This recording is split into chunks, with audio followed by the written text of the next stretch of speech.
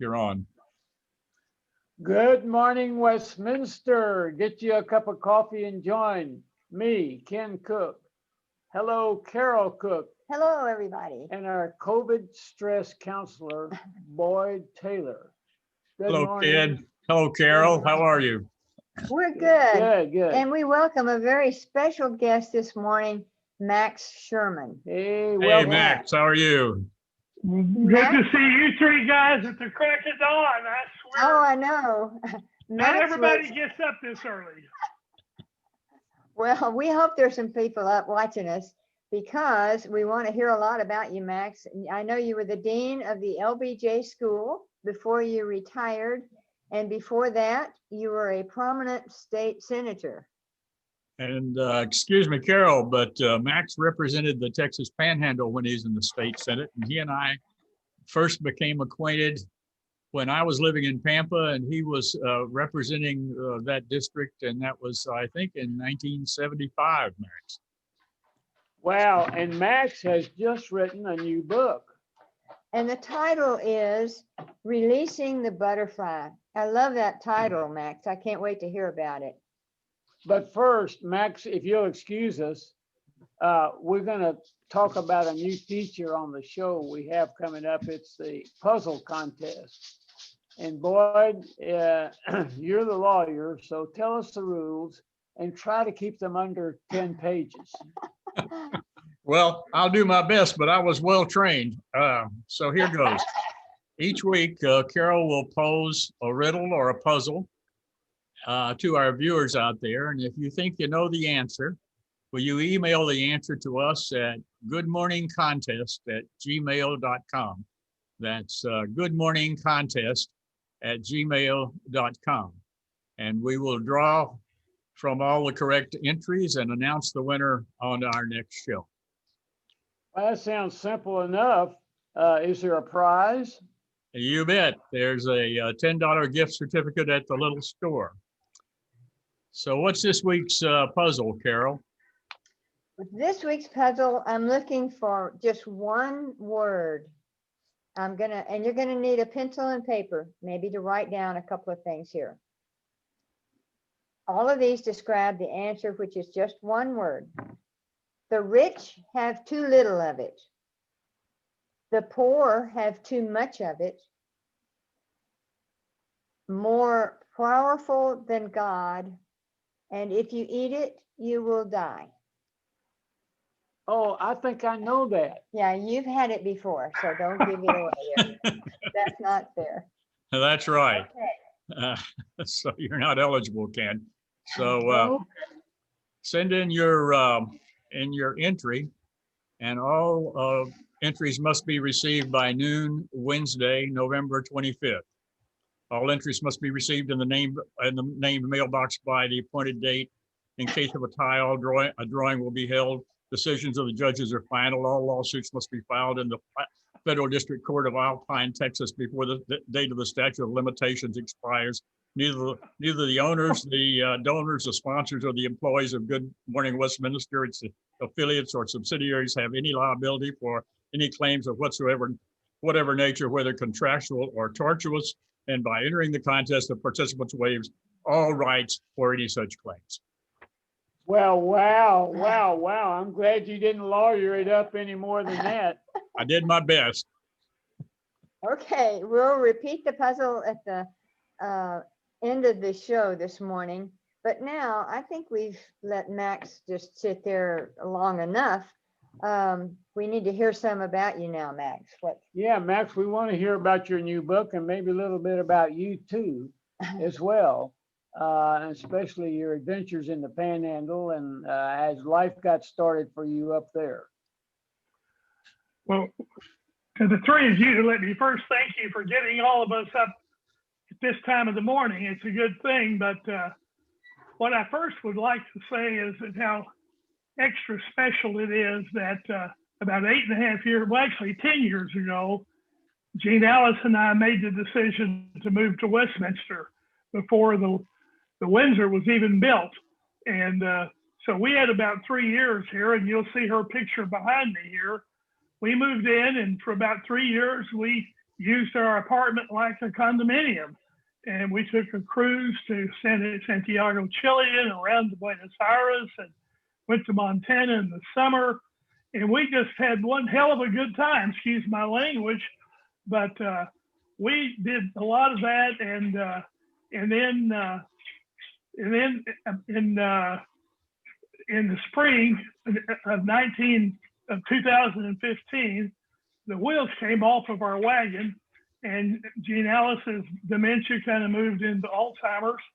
And so I hit my femur, I shattered it, and was off in the hospital for a couple of weeks. And probably if that hadn't happened, I wouldn't have had the courage or the strength to suggest that maybe it was time for her to move down to memory care.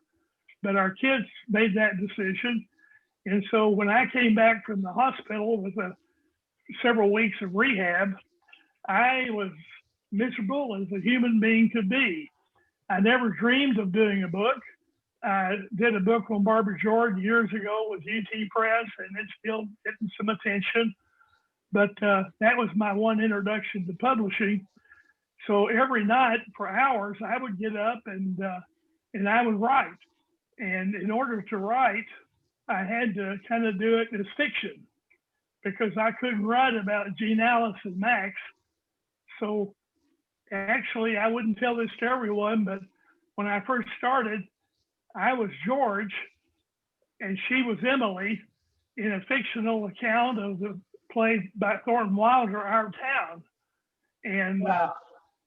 And you may remember at the end of that play that Emily goes off to the cemetery and then comes back for the third act, and George is there living it out. Well, in this one, I was actually on a bed in hospice, getting ready, had morphine, and I was getting ready to hang it up. In order to talk about it, I started talking about George and Emily, fictional characters, and I was George, and I was also the stage manager out of that fictional play. So I was the patient and the therapist. And so every night I would write, and in order to do it, I did it as a play, and I did it in scenes so that each scene would deal with whatever trauma you were going through that day. And so for quite a long time, that's the way that this started, not to think about writing a book. Several years ago, I declined to write a memoir, a biography. I didn't really want to do that. And so this went on for several months and years. And make a long story short, about 4 years ago, I sent what had morphed from a 3-act play into a 5-act play. And I sent a convoluted 5-act play to my friend Bill Moyers to read it. And he started reading it thinking it was a book. And then he wrote me back and said, Max, I'm not a playwright. I don't know about writing a play. But anyway, he suggested I keep working on it. So that was 4 years ago. And so it kind of kept moving from one thing to the other. And finally, through a group of friends, someone suggested, well, you ought to put it into a book. And so with some help of people who are all mentioned in the acknowledgments, I started working to do that. And so releasing The Butterfly, A Love Affair in 4 Acts is the end result. And it turned from a 5-act play into about a 260-page book, which is, I call it creative nonfiction, but they call it a memoir. But it has to start with my life in the Texas Panhandle, and then it moves through until almost the current day. Oh, that's so fantastic. That That's sounds fantastic. fascinating. Well, that's a beautiful picture of your bride back there, I'll have to say, in the background. She's a beautiful lady. Well, Ken, the book is really, at one point I did it as a tribute to her. It's, as I said, at first it was therapy for me. And then the second part of it was thank you, to say thank you to all the friends and family who had helped us along the way and were part of our lives. But it turned out, in my judgment, originally to be a tribute to Jean Alice, because she was a very strong, independent woman. And one of the things that the book talks about is our partnership, because I had to woo her all from our first time we met in the county jail in Hutchinson County, Texas, when she was 15 and I was about 18. And then we met again at Baylor when she came as a 17-year-old freshman and I happened to be student body president. And I looked over there and I said, "Oh my God, there's that young girl I met in the jail 3 years ago." You better explain that jail scene. I know the answer, but you better explain that. From my Phillips High School, there were two older guys. They were preacher boys, and they were going to be preachers. And when they graduated from high school, they recruited a few of us to try to continue the jail service every Sunday afternoon that they had started. And I happened to have a car because my stepfather died and my mother didn't drive. So I inherited a car when I was 14 years old. And not many people in that day had a car. So I was the one who had transportation to go the 13 miles to the county jail. So we had that jail service and we invited 4 boys in a quartet to come and sing for one of our services. And they brought this unbelievably beautiful young woman to play the old Army field organ where you had to fold it up in a suitcase and then unfold it and put it out. And literally, that's where Gene Allison and I first met, right Really? at the jail in Hutchinson County, Stinnett, Texas. Wow, that's so unusual, so fantastic. Yeah, that's And a then great story. Then I helped her register, and I always thought she had a boyfriend. In the book talks about it. I proposed to her 3 times, and finally on the third one she agreed to marry me. But I knew she had boyfriends all along the way, and so when I helped her register, she didn't have any choice but to go with me to the student union and have a frosted root beer. So we went over there and I kept wondering. So I asked her about the one boyfriend that I knew from the jail service. And she told me, well, that had ended.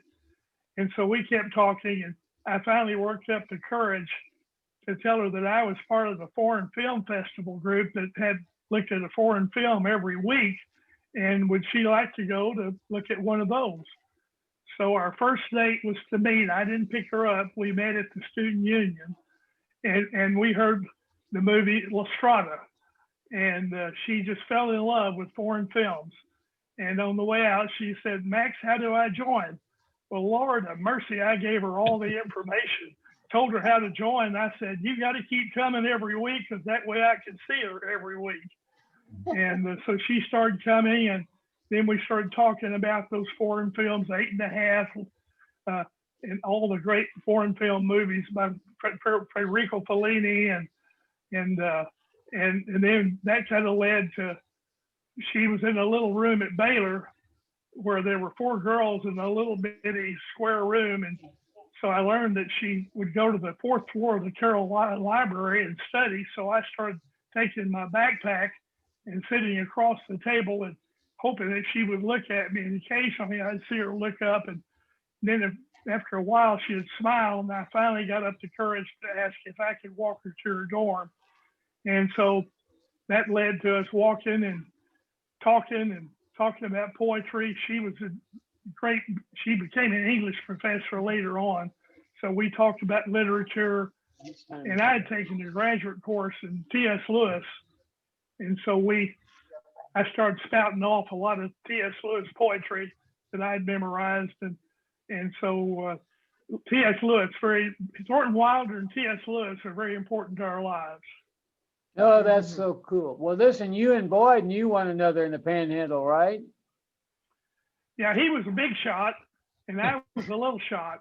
I mean, he ran a big oil and gas chemical company over there, and I was just trying to figure out who the leaders in the community were, and his name popped up on the screen, and so I had to go over there and meet the people who made everything tick in that town of Pampa, Texas.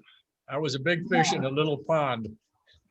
But Max was a great state senator for all of the Texas Panhandle. And I guess your district went down halfway to Lubbock, didn't it? It did. The first time it was just the top 20 counties, and then it redistricted and went down actually on 2 sides of Lubbock, north of Lubbock and then west of Lubbock. And now it goes the district today goes all the way down to Midland, because in order to get enough population. But I think when I was elected, the district had about 700,000 people, which was larger than about 5 of the states at that time. And Wow, but wow. it was 50 miles between each county seat, so had a lot of territory and a lot of time to think. I bet you did. Campaigns were not easy, I'm sure. Well, one of the stories in the book that I like to tell is that, and it's all in there, a lot of history that I never thought I would tell. But when we decided to make the race, I was a corporate lawyer with the largest law firm in town, in the area. And my partners did not want a politician. But for the unusual reason, we decided to run and never should have been elected. I was a Democrat in a Republican area, which was the most Republican area at that time in the state. And but Gene Ellis and I decided we would go to every county chairman and file personally. So we would go to each county. No one had ever done it before. And we started building a grassroots organization. But one of my favorite stories is up in Lipscomb County. The chairman of the board of the bank was the county chairman. And so we were sitting there visiting, and the wife was visiting with Gene Ellis. And she said to Gene Ellis, she said, "Now, what church do you folks go to?" And so Jeannie said, "Well, we're Presbyterians." And so the lady thought for a little while, kind of paused, an older woman. And she said, "You know, we don't have that church up here." And so I thought, oh my goodness, we're in real trouble. Presbyterians can't get elected where all you have are Baptist and Methodist and Church of Christ. But they became very good friends and good supporters. But we went to every county, filed president, and it laid the foundation for lifelong friendships. Hey, Max, Wonderful. let me ask you, I'm very interested in this book because I'm very interested in the Panhandle history that you're going to tell. Where is it available on Amazon or where? I self-published it on Amazon, so it's available as a Kindle, as a paperback on Amazon, and it has a afterward, which I think is important, in the list of acknowledgments, and some people will recognize some of those folks, but it's now available in both forms on Amazon. So it's been a wonderful world. I understand that you're donating all the proceeds from the book to a good cause. Yeah. We had a chair at the Austin Presbyterian Theological Seminary named for Gene Ellis because she was the church organist for 20 years. And so all the proceeds go to Austin Presbyterian Theological Seminary. And I've never wanted to be out selling books, but anything to help the program in sacred music, I'm glad to help. Max, we're just so delighted to have you with us, and we'll go to Amazon and get that book. I can't wait to read it, and I appreciate you writing it and appreciate you being with us here today. It's so nice of you to take time for us. Well, Ken, if you buy 1,000 copies, you don't have enough book space on the back there to put them. Where are you going to put them? That's right. I got relatives. So, and Max, is the book going to be available in the Westminster Library? I think Helen says she's going to have a copy there. There will be one. Good. Oh, good. Fantastic. Wonderful. Thank Well, you guys for letting me be a part of this. Thank you. Thank you, Max. And Boyd, what else is going on this week at Westminster? Well, this is a holiday week, and so there are big menus here for Thanksgiving, a Thanksgiving Day, and was Thanksgiving a big day at Green Pastures, Ken? Oh yeah, not just Green Pastures, but almost every restaurant that took reservations was booked up weeks before because that was a very big day. Christmas, New Year's, Mother's Day, they're all big restaurant days. Well, everything about Green Pasture just seems festive anyway, so I think on a special day, it's especially nice. It was always especially nice out there. Thank you. I have to add something there. Ken could never take me to green pastures on Mother's Day or Easter Sunday or any of those because he said, no, we're taking up a table. No, I'll take you tomorrow or I'll take you the day before or something. But we could never, go on the real day for a real table because we were taking space that somebody else would pay for, I guess. Anyway, there's an interesting program tonight on our channel 1890 that I think you're involved with. Is that right, Boyd? That's right, Carol. Julian Reed will be, I'm going to interview Julian Reed, and he's going to be talking about the Kennedy assassination, which happened 57 years ago this Sunday, last Sunday. And Julian was in the motorcade, a few cars behind. He was in the press bus, a few cars behind the limousine when the assassination took place. Julian was an aide to Governor Connally at the time, and he's written a book about it a number of years ago, which is also available in the library. And so he's going to show some photographs and talk about those events, and I think it'll be a very moving and timely program. I don't want to miss that. That's 7 o'clock tonight, right? That's right. And I believe tomorrow night, Jim Woodrick is back on Channel 1890, this time with a program about Austin's environment. And so, Carol, do you want to repeat this week's puzzle for people that might not have written it down? Sure. We'll repeat it. I'm looking for one word. The rich have too little of it. The poor have too much of it. More powerful than God. And if you eat it, you will die. Golly. Okay. So send those answers. Yeah, send them to Just one word. Good Morning Contest at gmail.com. And the contest closes at noon Wednesday. And don't forget, there's a prize of a $10 gift certificate to the little store. So. Yeah. And I won't repeat the disclaimer. Oh, well, thank you very much. We were sure hoping you'd say that. That's right. So thanks. That's about all the time we have. Thanks again, Max Sherman, for being with us today. And to all of you viewers out there, thank you for watching, and send those entries in. Good morning contest at gmail.com, and find out the winner next Monday at 8:30 here on Channel 1890. And above all, stay well and stay safe. Bye, Max. Bye, Ken. Goodbye, Carol. Bye-bye. Thanks a Bye, lot. Boyd. And we're off.